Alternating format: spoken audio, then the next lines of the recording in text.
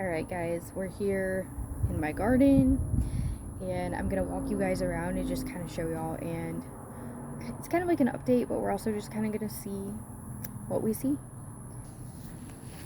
So I'm gonna start way over here.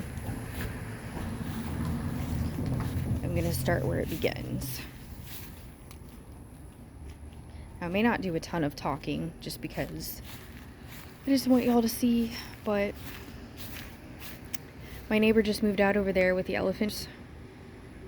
And so I did grab a few of those and I planted them over here in this pot. But they are not thriving at all.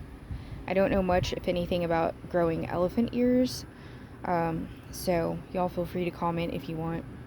This area over here needs work, but got some painted rocks that were given to me. Cannas. Hibiscus right there. Roses. The roses aren't growing right now because of, they're not blooming because it's too hot right now, actually. It's very hot right now. Morning glories. And yeah, since my neighbor just moved out, she had a lot of gardening stuff, so she gave me a bunch of her stuff. And so I took pretty much whatever I felt like I could use. So some of this stuff I still don't even know what it is.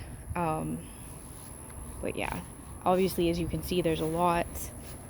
I highly recommend morning glories for beginners or anyone who's, you know, not a super experienced gardener. The same goes for wandering Jews. I recommend those too.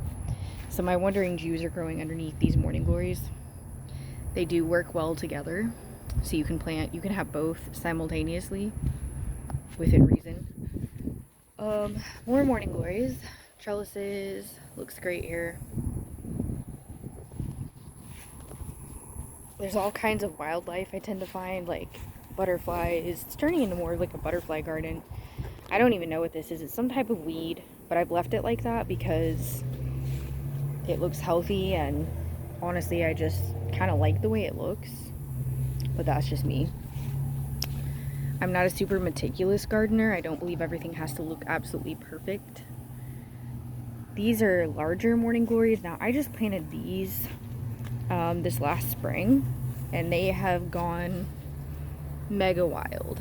Like, I had no idea they would be that they would multiply this much. But again, this is why I recommend morning glories, because they just kind of, like, you know, it's so beautiful how nature works like that. The way that they just spread like that all by themselves. And then here we have some marigolds, I do believe. The marigolds are like, I'm also really shocked at how fast those have grown. Those have grown so fast, and they've multiplied like crazy. And all those came from just like these little like seed things that my neighbor gave me that I planted, and there they are. So these I just planted, I want to say back in April or May. I can't remember. Here I planted some lettuce and some other things. This area is not really thriving too much, but I'm just this is kind of like my experiment area right here. This is monkey grass. I try to keep it looking clean, but I'm just trying to, I don't know. I don't see the need to pull it all up right now until I decide what I'm going to do with it. But for now, it stays monkey grass. And then back here, we've got sage, thyme, we've got some other stuff I don't know, and then our jasmine. This is jasmine, and this has grown quite a bit this year. But yeah, there's that. And then over here, this is where it ends, but I've also got a tiger lily down there, or two tiger lilies that I did not plant. They just showed up there. But unfortunately, it was attacked by an animal, so you can't see it right now, but I'm sure it will grow back. So there you have it. So now we're just gonna walk back around. I see a lot of beetles, different types of bugs, tons of toads, pine cones. sometimes the garden snakes. The garden snakes live usually under these flower beds right here on the side. And they also live underneath the blue tarps. I haven't seen one for the last few weeks, but I know there's at least 2 or 3 right now that live here. I just don't see them because they're good at hiding.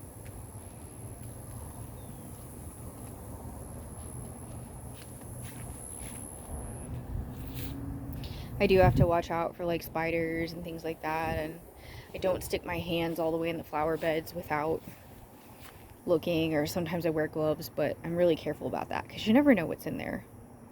And this is Texas, so you could have copperheads or who knows what, but although I've certainly never seen one around here, you definitely don't want to get bit by one of those, especially the babies, because they can't control their venom. But I got a few new cool things from the neighbor, which is great. And I got this gnome. This gnome is dirty, but I've cleaned it up best I can. Anyways, so there we have it for now.